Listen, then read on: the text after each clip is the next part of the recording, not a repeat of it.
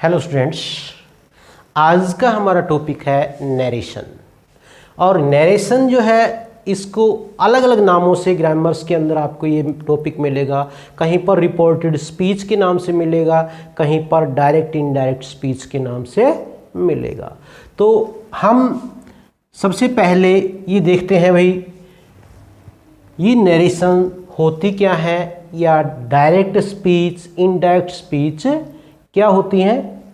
भाई ये जो टॉपिक है इसको सबसे ज़्यादा टिपिकल मानते हैं ग्रामर में, बच्चे इससे बहुत दूर भागते हैं, लेकिन ये बहुत ही आसान टॉपिक है। अब इस टॉपिक के बारे में पढ़ते हैं नरेशन। भाई नरेशन में दो होते हैं, एक डायरेक्ट स्पीच होता है, एक इनडायरेक्ट स्पीच होता है। एग्जाम के पॉइंट ऑफ व्यू से, कंपटीशन पॉइंट ऑफ व्यू से सेंटेंस हमें डायरेक्ट फॉर्म में दिया होता है और उसकी जो इनडायरेक्ट फॉर्म हमें बनानी होती है, या हमें जब ऑप्शनल टाइप है तो उसमें उसका सही इनडायरेक्ट फॉर्म कौन सा है वो चूज करना होता है।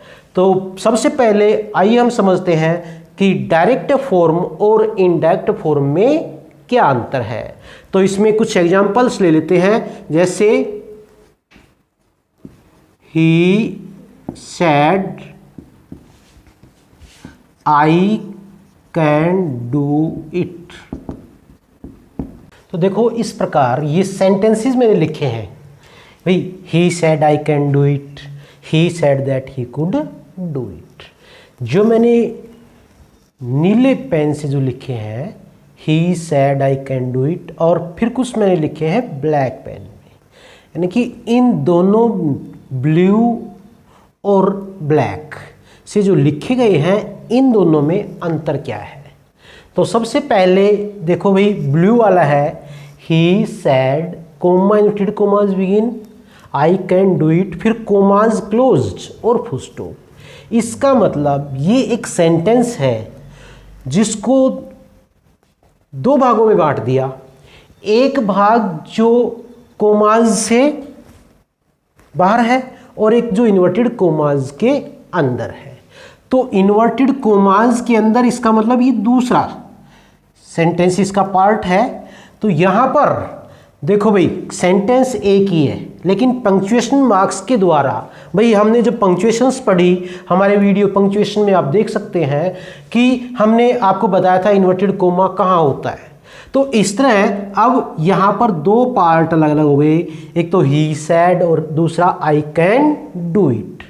अब ये उसने कहा और मैं ये कर सकता हूँ, इसका मतलब उसकी बात को उसी के शब्दों में कहा गया है। उसने कहा मैं ये कर सकता हूं, इसका उसकी बात को उसी के शब्दों में कहना, इसका मतलब क्या है, डायरेक्ट फॉर्म है। इसको हम डायरेक्ट स्पीच कहें। क्या कहें भाई, डायरेक्ट स्पीच। तो डायरेक्ट स्पीच हुआ। अब दूसरा हम देखें कि भाई he said that he could do it. अब यहां पर उसकी बात को इनडायरेक्ट वे में, यानी कि उसकी तरफ से नहीं कहा गया है, अब घुमाकर कहा गया है। ये तो डायरेक्ट कहा गया था इसलिए डायरेक्ट स्पीच, और ये क्या हुआ, इनडायरेक्ट स्पीच, क्योंकि उसकी बात को डायरेक्ट में नहीं कहा गया, यानी कि घुमाकर कहा गया है, इनडायरेक्ट वे में कहा गया है। एक तो हम भाई किसी को सीधा ही, और दूसरा एक दूसरे, यानी कि उसको उसकी बात को घुमाकर। तो उसमें ये हुआ पहले वाला डायरेक्ट स्पीच और दूसरे वाला इनडायरेक्ट स्पीच। अब देखो भाई अंतर समझ में आ गया कि डायरेक्ट स्पीच और इनडायरेक्ट स्पीच। इसी प्रकार दूसरे सेंटेंस के अंदर भी क्या है भाई, he said to me you can not do it, you do not work hard. तो यहां पर भी ये क्या है, ये डायरेक्ट स्पीच और ये इनडायरेक्ट स्पीच।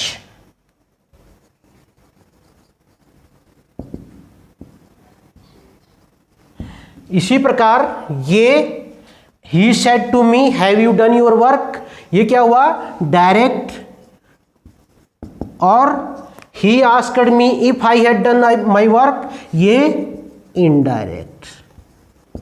इसी प्रकार the teacher said to the students work hard, ये डायरेक्ट और ये इनडायरेक्ट।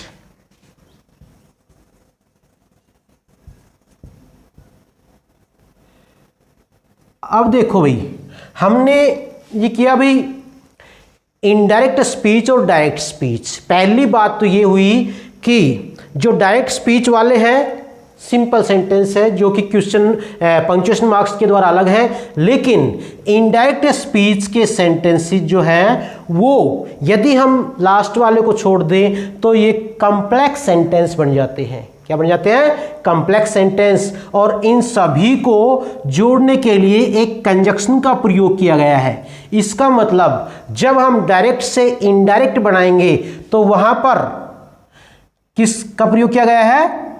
दैट। यहां पर दैट है, यहां पर दैट है और यहां पर क्या है? टू। इसका मतलब डायरेक्ट से इनडायरेक्ट स्पीच में बदलते समय जो दोनों पार्ट हैं उनको जोड़ने के लिए हम किसी कंजक्शन का प्रयोग करते हैं। वो दैट भी हो सकता है, इफ भी हो सकता है, वेदर भी हो सकता है, टू भी हो सकता है। तो इस तरह अलग अलग उसके कंजक्शंस हो सकते हैं। और जो टू वाले को यदि छोड़ दें तो बाकी ये जो दैट, इफ, वेदर आदि से जिनको हम जोड़ते हैं वो सेंटेंस कैसे बन जाते हैं? Complex sentence. इसके बाद में हमें ये देखना है कि भाई कॉम्प्लेक्स सेंटेंस ये जो इनडायरेक्ट में बदला तो क्या क्या बदलाव हुए। इसमें बदलाव हम देखने हैं कि भाई डायरेक्ट से इनडायरेक्ट में बदला।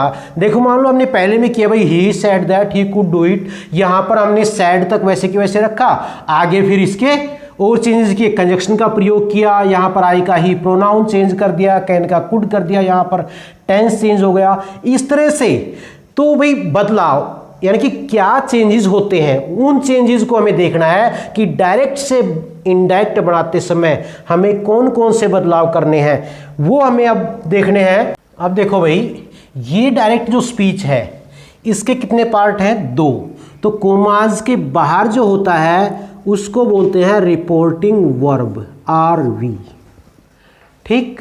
और कोमाज के जो अंदर होता है उसको बोलते हैं रिपोर्टेड स्पीच।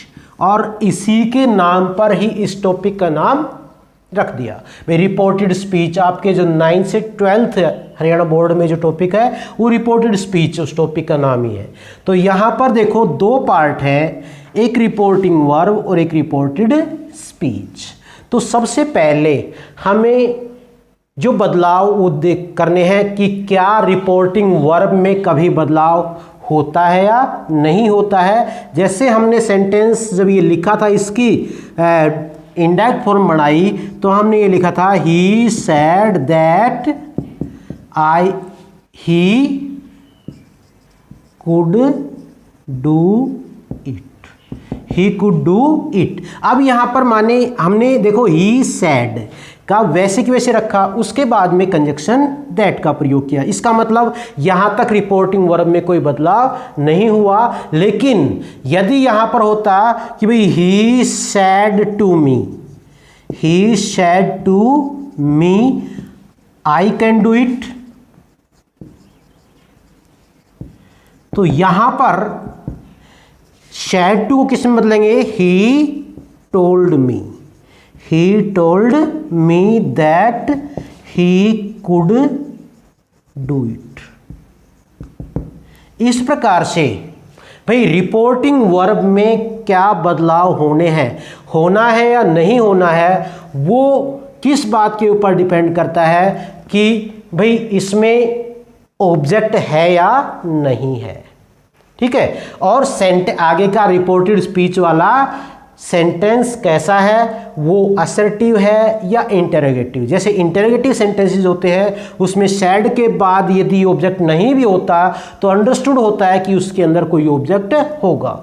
तो इसका मतलब यदि ऑब्जेक्ट है तो उसके बाद उसको हम चेंज कहीं पर टोल्ड में बदला है, कहीं पर आस्क्ड में बदला है, तो ये चीज़ें हम, या कहीं पर रिक्वेस्टेड में, ऑर्डर्ड में, तो पहला बदलाव रिपोर्टिंग वर्ब से संबंधित है, जो हम आगे जब टाइप्स ऑफ वेरियस टाइप्स पढ़ेंगे तो उसमें वहाँ पर इस बदलाव को देखेंगे। इसके बाद जो दूसरा जो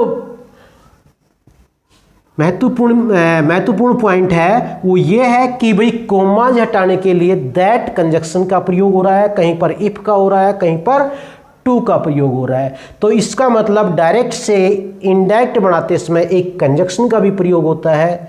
उसके बाद में अगला स्टेप हुआ वो है भाई जो प्रोनाउन है उनको चेंज करना, तो प्रोनाउन चेंज करना। उसके बाद में रिपोर्टेड स्पीच में अगला जो बदलाव है कि क्या टेंस को चेंज करना है या नहीं करना, और उससे अगला स्टेप है वर्ड शोइंग नियरनेस, वो बदलाव। तो यहां पर देखो भाई रिपोर्टेड स्पीच के अंदर होने वाले बदलाव कौन कौन से हैं। नंबर 1 हमें प्रोनाउन चेंज करना है, दूसरा टेंस चेंज करना है, और तीसरा वर्ड शोइंग नियरनेस, निकटता को व्यक्त करने वाले शब्द। तो आगे के वीडियो में हम ये देखेंगे कि किस प्रकार से भाई प्रोनाउन चेंज होते हैं, किस प्रकार से टेंस चेंज होते हैं, और किस प्रकार से जो वर्ड शोइंग नियरनेस उनको हम चेंज करते हैं। तो आज के लिए इतना ही। Have a nice day.